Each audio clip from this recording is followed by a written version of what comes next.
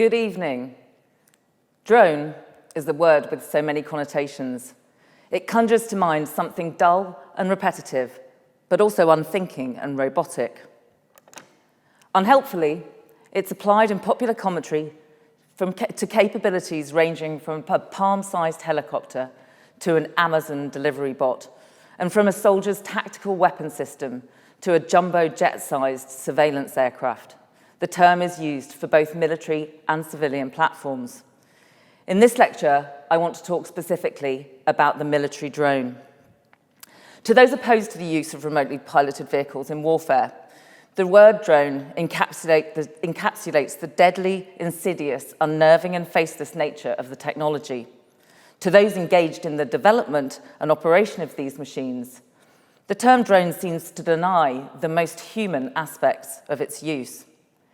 Hence the Royal Air Force preference for the term remotely piloted aircraft system, now over unmanned aerial vehicle, and certainly over the word drone.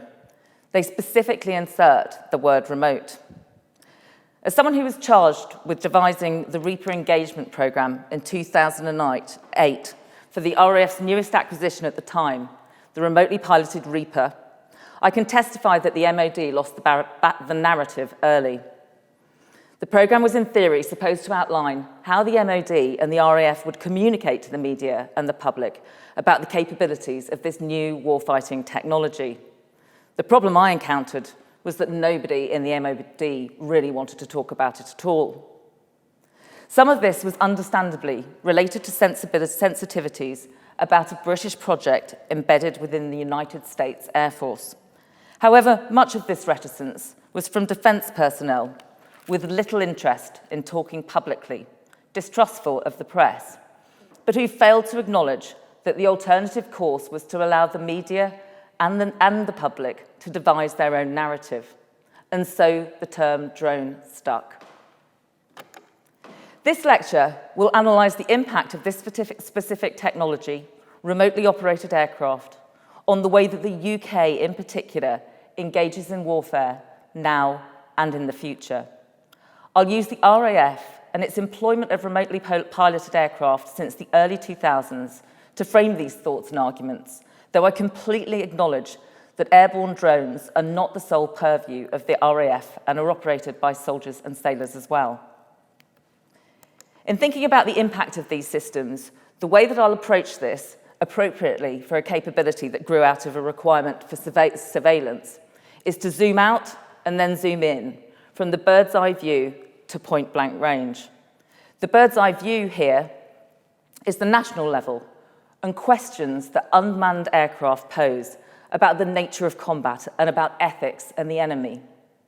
Zooming in, at the institutional level, it's important to understand the impact that this technology has and will have on the institution of the RAF as an object lesson in terms of its culture and identity. I believe this is more profound than perhaps even those deeply embedded in these activities recognise. I want to then zoom in further to what I call point-blank range. Although the women and men operating remotely piloted aircraft are located thousands of miles from the battlefield, as I'll explain later in more detail, visually, they are intimately close to the enemy. They have their own challenges with which to wrestle, the risks they don't take with their lives and those they do, including with their mental health. Their value relative to the venerated fast jet pilot. These are important issues that impact on day-to-day lives, but also reflect back up to the institutional level, with implications for the long-term identity of the RAF. Remotely piloted aircraft have a number of distinctive features that differentiate them from manned air platforms. The most striking of these is their relationship with distance. History tells us that emerging technologies in warfare have progressively sought to increase the distance between combatants, progressing from pistols to snipers and from cannons to intercontinental ballistic missiles. Dave Grossman's book on killing presented a theory about distance in warfare. Greater distance made violence less personal and more abstract, making soldiers less resistant to killing. However, the argument that this technology is a further extension of this trend with weapons released by operators thousands of miles from their targets, misses the fundamental point that distance, in the case of remotely piloted aircraft, has been thoroughly distorted. Where is the fighting taking place? Simultaneously, in a cabin in Lincolnshire and in the borderlands of Iraq, where's the cockpit? Is it in the battle space or separate from it? Are the crews psychologically distanced and potentially therefore dehumanized from the battlefield? Or are they intimately close to it, loitering as they do for hours, days, and weeks, until they become familiar with their targets in a way that those prosecuted by a manned Harrier aircraft in Afghanistan did not? Physical distance and perceptual distance have been divorced by this remote technology. An aircrew, while thousands of miles from the battle, find themselves in intimate ocular proximity to the people they kill. I'll look first briefly at the Reaper programme. The UK first acquired Predator, unarmed and used for surveillance after the 2003 Iraq invasion. It purchased Predator's successor, the Reaper, 3 years later. A Reaper is about the length and height of a Hawk Red Arrow, but with double the wingspan. A number of facts here on the slide for you to look at, but what I would just say is that the Reaper is flown by a pilot, a sensor operator, and a mission intelligence coordinator from a remote ground control station. It can carry 4 100-pound Hellfire missiles and 2 500-pound laser-guided bombs. It takes off and lands under the control of a launch recovery element located in or close to the theatre of operation. And they then can hand over to the remote mission control element that carries out the rest of the operation. Now that the RAF has personnel in both the USA and the UK at RAF Waddington, when crews hand over during these long missions, they can be handing over control of a single aircraft flying over Iraq between a pilot in Nevada and another one in Lincolnshire. Remotely piloted aircraft, like the Reaper, are accredited by those procuring and operating them with certain characteristics. First, the fact that they can stay airborne for so long gives them a persistence that manned aircraft don't possess. Those aircraft would much sooner run out of fuel or need to change crew. This not only means that aircraft can loiter to survey a potential target over long periods, but they can loiter to protect, perhaps watching over forward-based friendly forces at risk from ground attack. As well as the characteristic of persistence, remotely piloted aircraft obviously lack a manned cockpit in the aircraft and the life support elements which that requires, which saves on payload, maintenance, costs, and training. That said, the irony remains that an unmanned platform is highly manpower intensive. Crews rotate every 8 hours, and the missions generate huge volumes of data, which at the moment require human intelligence experts to process and interpret. Clearly, there's no physical risk of being shot down or captured for remotely based personnel. Though the cost of platforms like Reaper does not make them truly disposable, the cost of catastrophic destruction of the aircraft does not include the loss of human life. However, although the crews do not risk losing their lives if the aircraft crash, there has been an increasing focus on the potential for psychological harm from working with this technology, and I'll come back to that later. Remotely piloted aircraft have their limitations in comparison with manned combat aircraft as well. They're less resilient than manned aircraft in adverse weather conditions, and their manned equivalents currently enjoy better self-protection in hostile environments against physical threats. Manned combat aircraft are faster and can carry a wider array of weaponry. They also afford, some argue, better situational awareness for the pilot, since he or she can look around outside their aircraft, rather than the Reaper pilot's perspective being limited to the camera's view, sometimes likened to looking through a drinking straw. That said, as one fast jet pilot put it to me, due to his aircraft's speed, he may only have minutes to build a picture of the battlefield before dropping weapons, while those crewing a Reaper can build situational awareness over several days, adding up more and more intelligence. So the almost ubiquitous nature of the Reaper in the battle space provides the force with a unique type of situational awareness. So those are some of the key technical characteristics which differentiate the Reaper from manned fast jets. However, I'd like to examine how the technology changes culture. What do these features change in the way nations fight, how institutions develop, and how individual warfighters experience combat?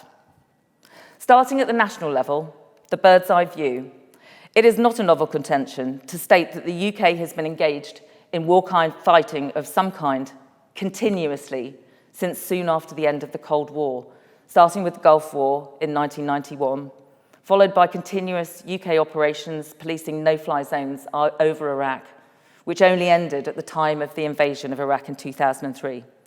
Operations in Afghanistan started in 2001. Operations continue in the Middle East and Africa.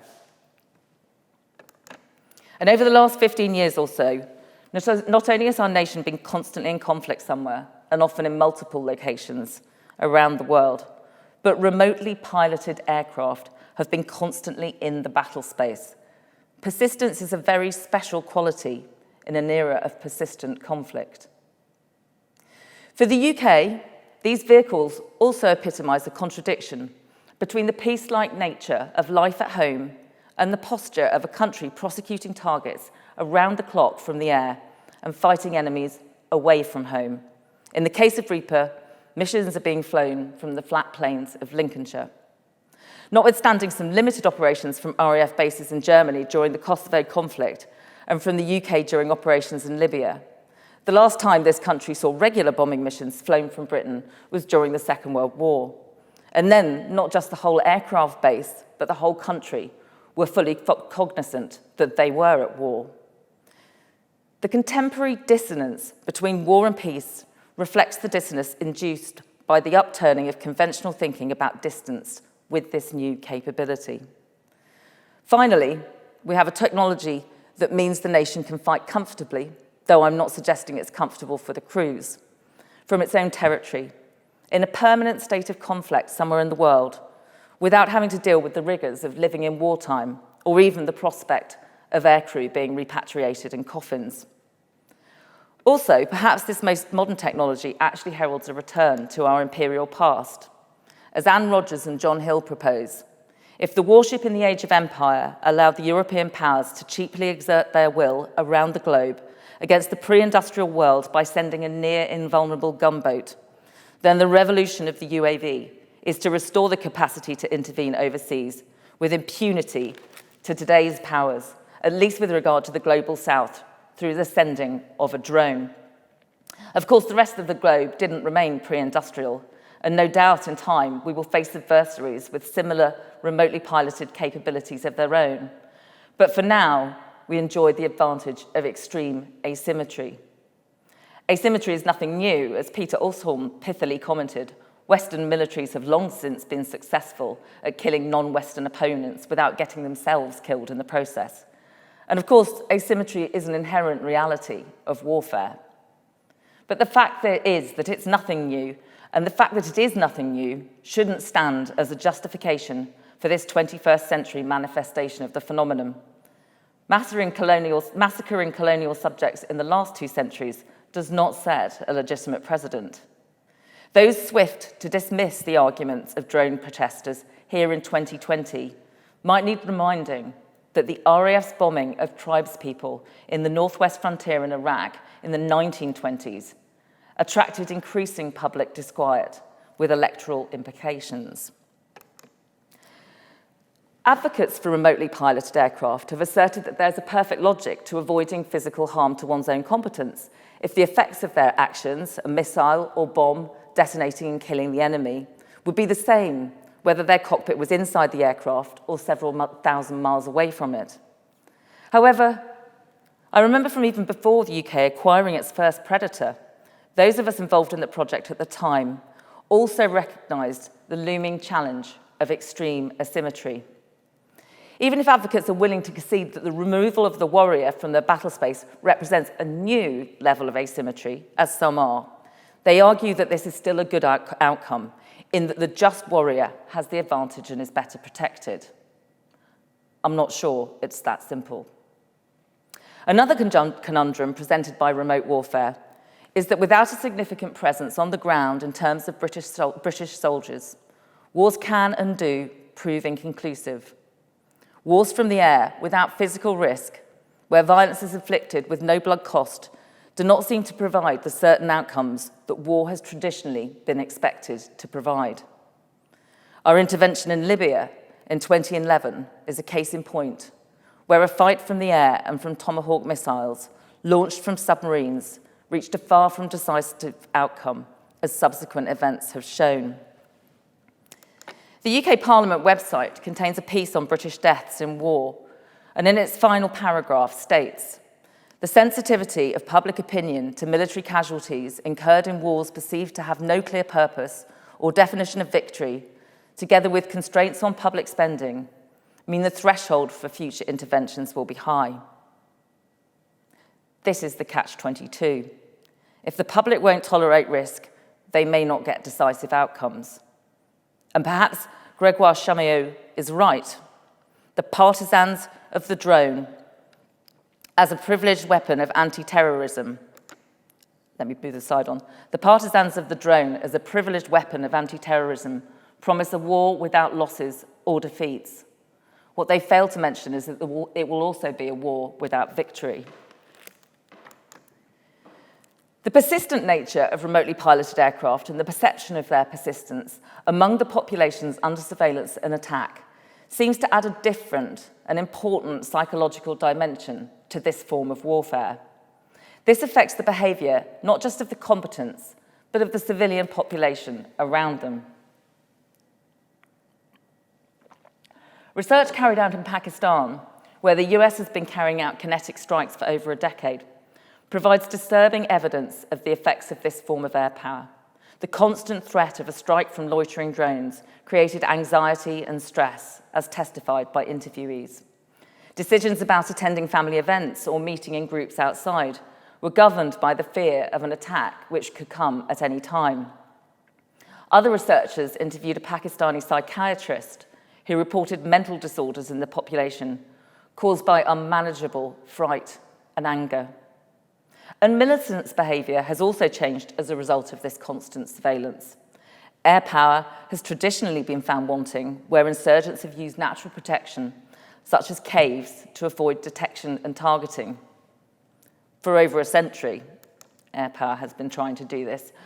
This was written in 1920. It was a letter from a US military air attaché in Paris to the Director of Military Intelligence in Washington, DC, and he summed up the challenges of the use of airplanes by the British on the northwestern frontier of India against the Afghan tribesmen, which, he said, was to all practical purposes a great failure. And he continued, "The tribesmen who live in caves in the hills and mountains cannot be reached easily by bombs, especially if they scatter on being attacked. The ground being very rocky, the machine guns of the planes are almost useless against personnel, as the Afghans are able to hide under the shelter of the rocks and thus cannot be reached." Such a lesson was relearned in the use of manned air power in the early 21st century, once again in Afghanistan. But with remotely piloted vehicles comes persistence, and this has affected how enemy fighters avoid aerial attack. Now, the cover of crowds and civilians offers better protection than rocks and caves, which can be watched from above for days on end. In the case of Pakistan, senior insurgents relocated to towns and cities and took to using public transport rather than easily identifiable all-terrain vehicles, challenging the ability of those operating remotely piloted aircraft to distinguish between combatant and civilian. I argue that it is the persistence of remotely piloted aircraft and the perception of it, since those on the ground cannot know when the air above them is free from drones, as it sometimes may be, that changes behaviours in a way that other remotely deployed weaponry does not. A Tomahawk missile or a manned fast jet with standoff weaponry can both deliver violence from afar with no warning. But neither can be characterised as a flying watchtower, able to loiter indefinitely and deliver lethal force when required. What effect, then, does this have in achieving the ultimate aim of suppressing enemy activity? Evidence suggests that the perception of this persistent threat can encourage radicalization in a population that reacts not with compliance at the threat, but with anger and resistance. Not for the first time, the threat from the air cannot be assumed to subdue or pacify a population, though this view was embedded in British strategy and RAF strategy in particular in the interwar years. The mental image of flying watchtowers encapsulates the constant menace aircraft like Reaper present, not just to enemy fighters, but to their civilian bedfellows. If the centre of gravity you seek to overcome is winning over the local population, then perhaps this persistent capability has perverse and counterproductive effects. And if the enemy has no enemy on the ground, if ultimately we fight using remote weapons alone, then who do they fight? Here, the ethics of remote warfare jar with just war tradition. If only one side is willing to sacrifice lives, how just is the cause of the other? And perhaps the inevitable consequence of having no enemy to fight is to take the fight elsewhere, away from the battlefield.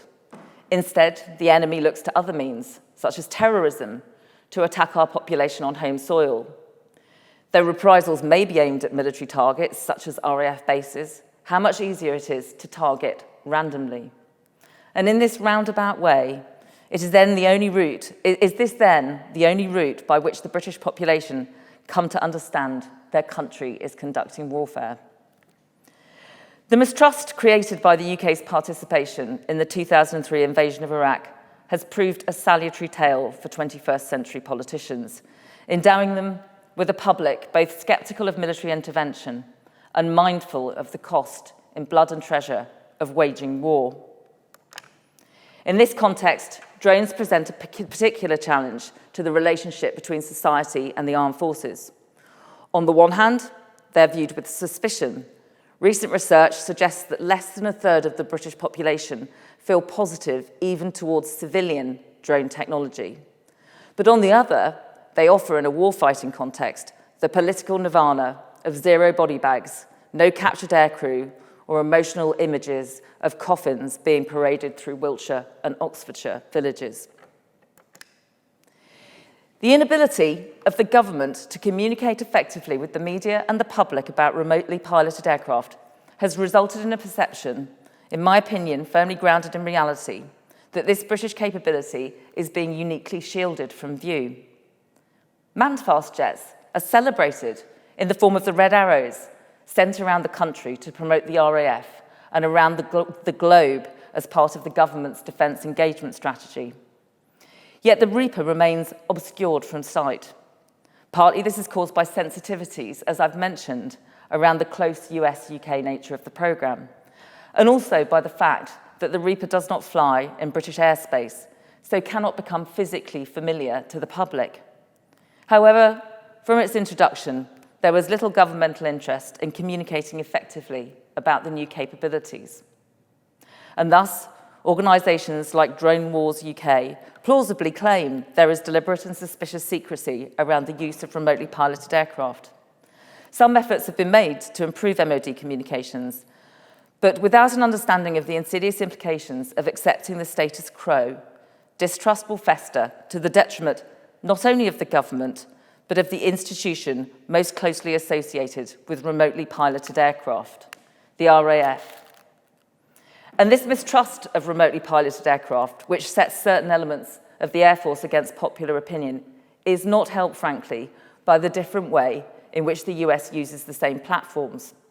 As well as operating Reaper and other remotely piloted aircraft in zones of armed conflict like Iraq and Syria, they also send those aircraft on missions over countries with which they are officially at peace, such as Yemen, Somalia, and Pakistan. These aircraft are flown not just by the USAF, but by civilians in the Central Intelligence Agency, and they're operated under different rules of engagement to those of the UK. But these are all diplomatically difficult things for our government to say, and to say more in any case might break security classifications. So the British public conflate the activities of the US with the activities of our own Air Force personnel, and there are limited avenues for recourse without exacerbating Allied tensions. Now, to the institutional level. The RAF has, I would argue, wedded itself to the reputational acclaim it gained from the Battle of Britain. What defines the force more than the iconic memories of the lone pilots in their Spitfires and Hurricanes saving Britain from invasion because they risked their airborne lives? The RAF has chosen to celebrate, quite rightly, and elevate the Battle of Britain as a defining moment in its history. But history limits, and as a result, the contemporary public image of RAF pilots is conflated with the bravery of those extraordinary men who fought, risking their lives in the skies above their civilian counterparts. How does that narrative marry with aircrew taking no risk to their lives, while those on the ground absorb all the danger? The chivalric nature of military flying dates back, of course, further to the First World War and the flying aces of the Royal Flying Corps and the Royal Naval Air Service, who captured public imagination with their aerial battles and supposedly heroic deaths. From then onwards, developed a particular identity for the RAF, created in 1918, defined by the aircrew that went into battle, leaving their ground crew and support staff waiting back at base for their return. It has been argued that the romantic, adventurous, and dangerous world of flying resulted in the emergence of an aviator identity that deeply affected the way the aviators of the British fighting services interpreted and acted in their world. Through structuration, this identity endured as each new generation of aircrew joined and trained in the RAF, imbuing the deep beliefs, attitudes, processes, and practices of their forebears. This is an argument about culture. Because one might sacrifice one's life in military service, the stakes of membership have historically been higher for military organisations. Therefore, these organisations rely enormously on creating, replicating, and embedding a unique culture in order to assimilate their people. In building belonging and trust, a military institution like the RAF enhances its combat and fighting power. People and their relationship with their service are the most critical asset the military has, as the Chief of the Defence Staff underlined in a recent speech. Yet the Air Force does not plan for cultural change in the way that it plans for the introduction of platforms. The remotely piloted concept is the first to fully contest the traditional identity of the aviator and the well-established culture of the RAF. Innovations like Reaper challenge the services and the public's understanding of what a modern warrior in the RAF is. When aircrew remain on the ground, on their own national soil, thousands of miles from the battle, what makes them warriors? Are they warriors? RAF aircrew, and pilots in particular, have earned or been bestowed with, depending on your viewpoint, a vaulting social status built on the layers of sediment created by historic deeds and popular retelling of them.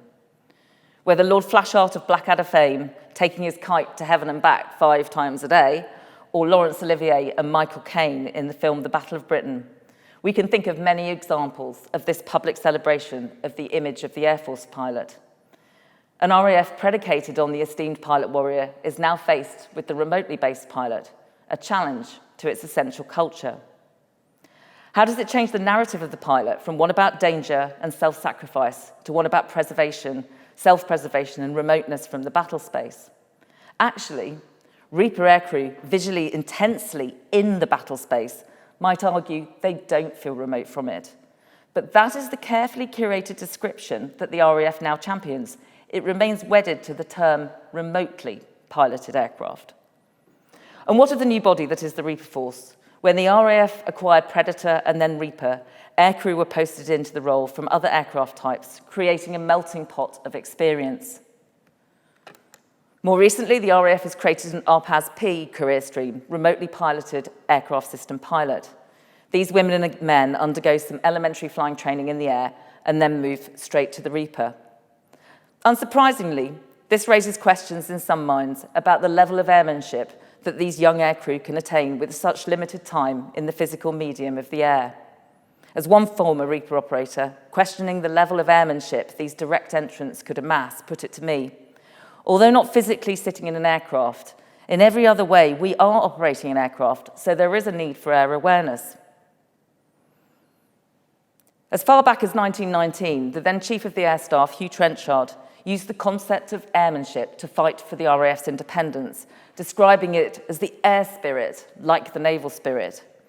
Its more contemporary meaning encompasses a feel for the air, a familiarity with the medium and with the air environment, including everything from handling changing weather conditions to competency in the very specific language used to communicate with air traffic controllers and other aircraft. It's defined in dictionaries as the skill or art of flying, which could be interpreted as referring only to stick and rudder or hand-eye coordination abilities. But I would agree with civilian flying instructor Christopher Parker that it is more than that. It is the sum of one's book knowledge, practical experience, and decision-making. Concerns over developing airmanship in these aircrew are overlaid with a question mark over how much a force without the hinterland of manned flight in the air environment will detach the human from the aircraft even further, as they have little practical airborne experience from which to contextualize their sensory experiences, another type of distance challenging the status quo. Finally, at the institutional level, death has long been part of Air Force culture, and remotely piloted aircraft interfere with that familiar narrative. From the first military crash in 1912, flying military aircraft, particularly combat aircraft, has been a dangerous business. The culturally powerful silo of the pilot has been delineated by a variety of traditions, rituals, and ceremonies, and the most striking of them surround aircrew fatalities and what happens when a comrade is lost. They include drinking on the victim's bar bill, piano burning, and flying a missing man formation over funerals. Although the rituals and cultures around fatalities in conflict and in training remain firmly embedded in the RAF psyche, in reality, risk levels have fallen significantly in the last 30 years. Nevertheless, the fact remains that manned combat flight can end in death, while remotely piloted flight avoids that risk completely. As Chief of the Defence Staff said only weeks ago, our adversaries have studied our Western way of war, recognizing that we prefer to fight and strike from afar and have an increasing aversion to casualties. So they have developed increasingly sophisticated anti-access denial systems, which in a future conflict pose significant risk to the manned aircraft that would have to penetrate dangerous airspace. In the eyes of the public, these physical risks associated with flying fast jets remain central to the identity of the warrior pilot. The inversion of this paradigm with the advent of remotely piloted aircraft challenges the identity, I'd argue, not just of the pilot, but of the institution, which continues to place him or her at the pinnacle of its reputation, not least as all chiefs of the air staff to date, bar one, have been fast jet pilots. Many senior aviators were children when Tom Wolfe's The Right Stuff was published in 1979, and when his lively story of the American aviators who became the first astronauts was put on the silver screen in 1983. The juxtaposition of the test pilots who remained flying, like Chuck Yeager, with the pioneering astronauts, was encapsulated in a scene where Yeager was asked by reporters if he regretted not being selected for the Mercury program. He replied that the first astronaut was to be a chimpanzee. A monkey's going to make the first flight. Perhaps the ape would go to the White House and get a medal. Here, writ large, was the cult of the pilot, venturing alone in their manned cockpits in control, or so the myth goes, of their aircraft, and their hyper-masculine identities facing up against astronauts no more in control of their ships than monkeys. There are strong echoes here of the mocking of remote pilots as the chair force from Air Force pilots of manned aircraft in USAF circles. Pilots answer the question of why they love flying in myriad ways. Concepts like freedom and independence, a unique view of the world from the air. The medium itself and a love of aircraft are often cited. The contrast with the experience of crews of remotely piloted aircraft could not be starker. In a research paper written by the now commander of a British Reaper squadron, he referenced comments saying that RPAS crews are not viewed as warriors by their immediate honour group, meaning their acceptance within the Air Force fold will be as airwomen and men with a different status and identity to their fast jet forebears. Is this why the easier comparisons to make are not between pilots of manned aircraft and their Reaper equivalents, but between video gamers and remote pilots? As I mentioned in my introduction, there's been an increasing focus on the potential for psychological harm from working with this particular technology. The intimate perceptual distance between targeter and target, created by the sensor and loiter capabilities of platforms like Reaper, is uniquely challenging. Peter Lee likens the visual and emotional and psychological distance to that experienced by First World War aircrew. In fact, I'd argue the persistent nature of the capability is something completely different to any aerial combatant experience then or since.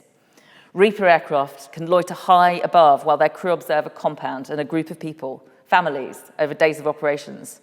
They come to know their daily routines, their children, scenes of marital coupling, acts of defecation. This is an intimate experience that can then be followed by prosecuting a target and watching the aftermath as a family rush to the scene. Aircrew report watching hasty burials and funerals. The contrast between the tedium of lengthy periods of surveillance and the adrenaline-filled moments of weapon firing surely add an additional test of resilience for these crews. They also witnessed the brutality of their actions up close. The late journalist Matthew Power reported the experience of an American former drone operator describing his first target. Operating the infrared camera, after the smoke clears and the dust settles from the Hellfire just launched, he notices a man missing his right leg above his knee. He's holding it, and he's rolling around, and the blood is squirting out of his leg, and it's hitting the ground, and it's hot. His blood is hot. But when it hits the ground, it starts to cool off. The pool cools fast. It took him a long time to die. I just watched him. I watched him become the same color as the ground he was lying on. Reaper aircrew are unique in the length of time and detail in which they observe both the people they target and the lethal consequences of their actions. They cannot avoid the fact that the enemy has a family or a fully rounded life. In contrast, pilots of manned aircraft have fleeting and much less granular encounters with their targets. As one fast-jet pilot put it, even on a tiled pod, it's a thermal imaging and laser designation pod, I was distinguishing between a blob to the left and a blob to the right. Although more modern pods give significantly better fidelity, and these aircrew will view images for battle damage assessment, they don't linger over life and death like their Reaper brethren. On the flip side to these concerns about the mental health of Reaper aircrew, there are those who argue that these women and men are not suffering from an oversensitization to the horrors of war and the peculiar challenge of lingering over these horrors in their flying watchtowers. Instead, they conclude that the nature of this remote world is that crews become dehumanized and that their dislocation from events leads to a moral buffering effect. In fact, those on either side of the argument concede that it's most likely that responses to operating remotely piloted aircraft will range across the spectrum, from those who can detach themselves from the intimacy of their visual engagement with the battlefield and their enemies, to those who over-empathize to the point of risking their sanity. Does the RAF need to search out recruits with a specific ability to compartmentalize, one wonders. And I asked earlier, if the enemy has no enemy to fight on the battlefield because British Reapers are operating remotely, giving them no human to fight, who do they target? One answer is, of course, the operator or those close to them at the home base. The murder of Lee Rigby has been mentioned to me several times in the course of researching for this lecture. It has clearly had a profound impact on contemporary psyche. That said, perhaps memories are short, as those military or ex-military over the age of 50 will remember joining up at a time when we were well aware we were targets of the IRA. So the potentially most ghastly threat to the Reaper crew themselves is also one that is enduring, although that threat may in this case have been generated by the specific nature of this technology. Moving back from the worst case scenario, regular anti-drone protests at RAF Waddington, though subdued by COVID-19 recently, remind these crews that they live in a society which contains significant distrust of drones. The public don't see large aircraft above them, unmanned aircraft, I should say, above them, which surely adds to distrust. Instead, the Reaper remains sinisterly unseen.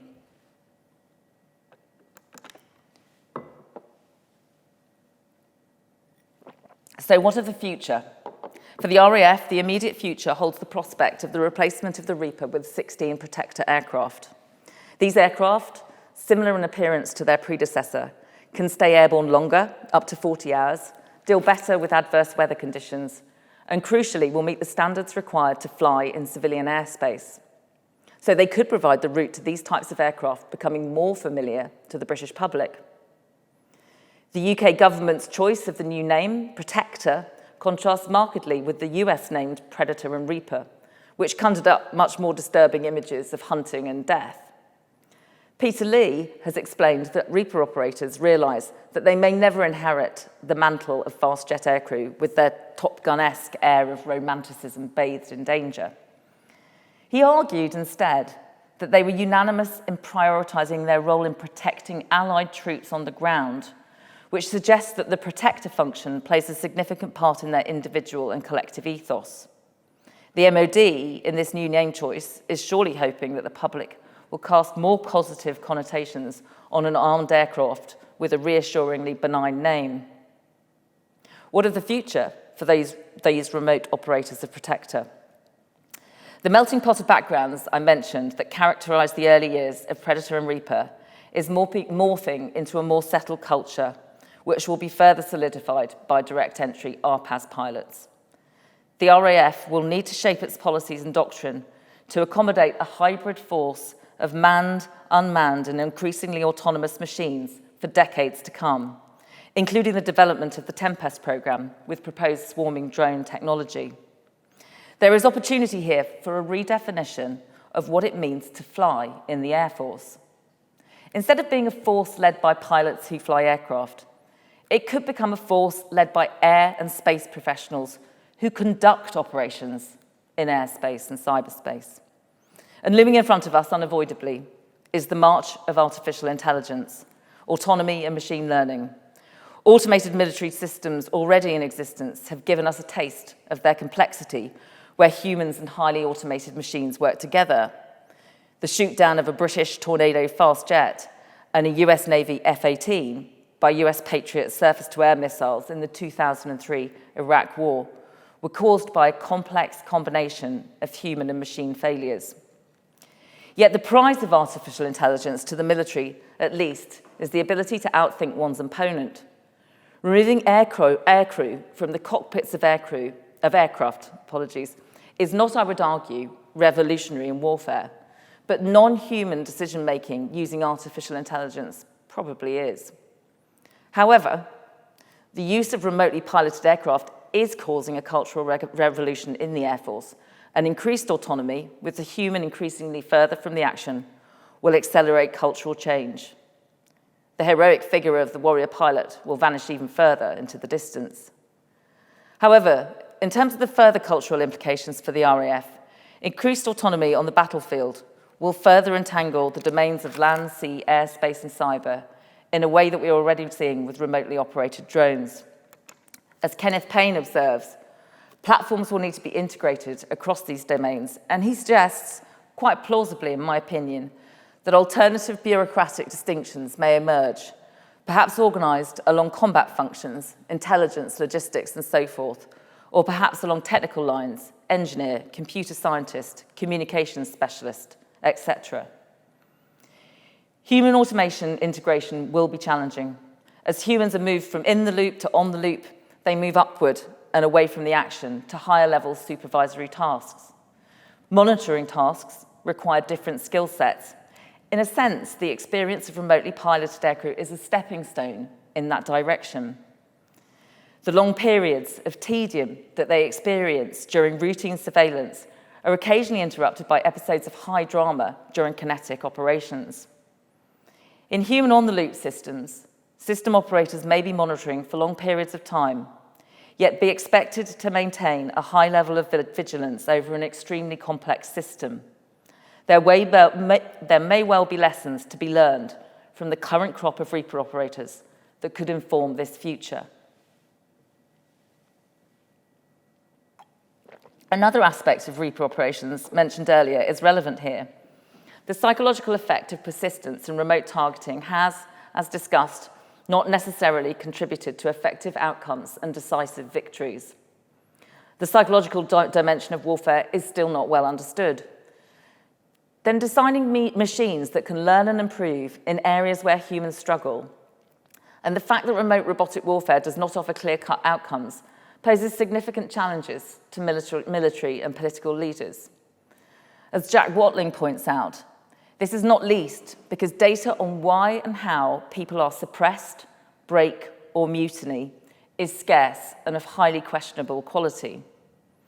There is much to be learned from the experience of fighting remotely about the potential limitations of machines without humans in the loop. So, in summary, how are drones changing warfare? At the top level, the bird's eye view, concepts like distance, persistence, and remoteness are important in understanding how this technology changes war.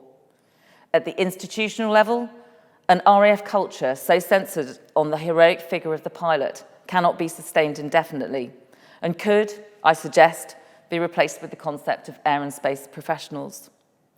At point-blank range, Reaper crews face different risks to their forebears, not least psychological, but also from operating in a national environment distrustful of drones and where their work is obscured from view.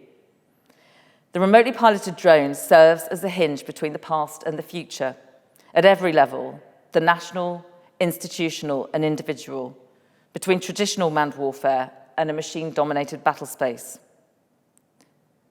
Let me be clear. The remotely piloted aircraft is here to stay. The drone is here to stay. Aircraft like Reaper have distinctive characteristics which afford huge advantages in some areas over manned aircraft. I'm hugely impressed by the RAF personnel who've developed this technology into a new capability. However, I do ask their political and military leaders to consider not just the unique challenges that the aircrew face, as I've outlined, but to think more deeply about the cultural and conceptual issues that remotely piloted aircraft present to the way our government and the RAF conduct warfare. And in future, to think about this at the start of the procurement process. Defence approaches business in a platform-focused manner, while always inserting a reference to people being the most important asset. The story of the Reaper, to me, is one of concentrating on technology and new capability ahead and over understanding the ensuing human and cultural implications. To compound that, there's been an unwillingness to communicate enthusiastically, internally or externally, about the capability. Internally, that means a significant proportion of RAF personnel, and indeed some personnel and their families based at RAF Waddington, don't have a developed understanding of what the Reaper Force does. They don't all appreciate the particular challenges that their Reaper colleagues face. That's problematic, but the lack of external communication is having more serious consequences. Remotely piloted aircraft are distrusted and misunderstood by many. Little wonder with so little frank and open discussion of the capability, let alone with any discussion of its limitations. Looking to the future, if the armed forces is going to embrace autonomy and artificial intelligence, then the issues that I've raised in relation to Reaper matter. As well as thinking about the technology, senior leaders should consider the cultural implications of these changes.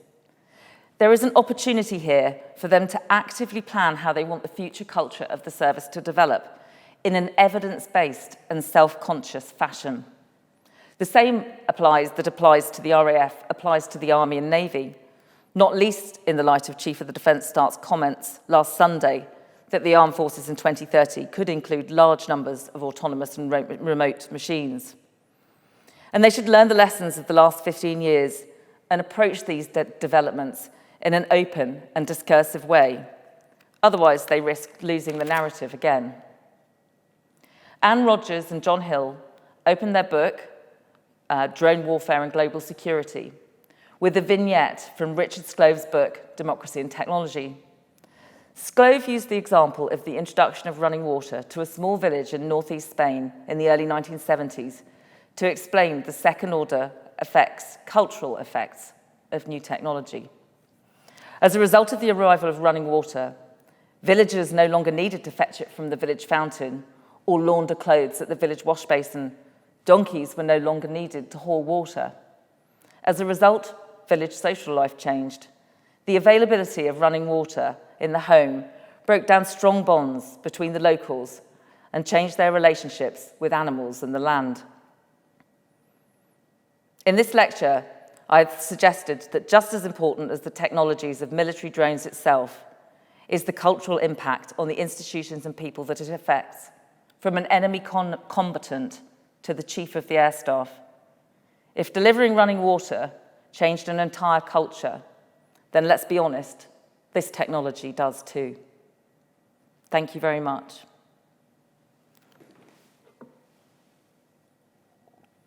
As you'll be aware, due to the nature of lockdown at the moment, I'm unable to take questions live tonight, but if some of you have been putting questions to me during the lecture, they'll be forwarded to me afterwards, and I'll do my best to answer as many as I can.